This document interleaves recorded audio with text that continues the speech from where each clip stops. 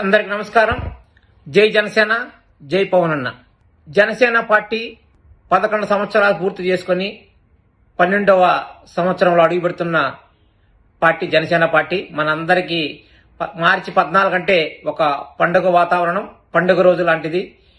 పేద ప్రజల కోసం, బడుగు బలహీన వర్గాల కోసం 25 సంవత్సరాల్లో పెట్టి విజయం సాధిస్తారని పెట్టినటువంటి పార్టీ మన జనసేన పార్టీ.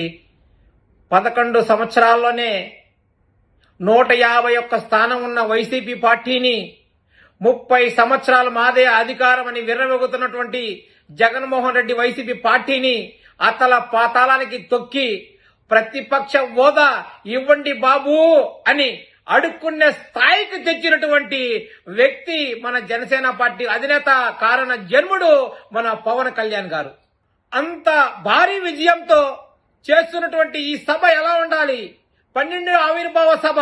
చలో పిఠాపురం రండి, కదిలి రండి, లక్షల్లో రండి, విజయవంతం చేయండి, సభని జయప్రదం చేయండి.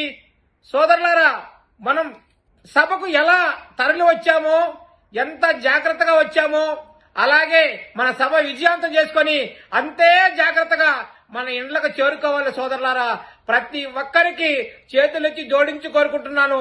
ప్రతి ఒక్కరూ వచ్చి సభను జయప్రదం చేసి ప్రతి ఒక్కరూ కూడా లక్షణంగా ఇండ్లకు చేరండి. జై జనసేన, జై పవన్ అన్న.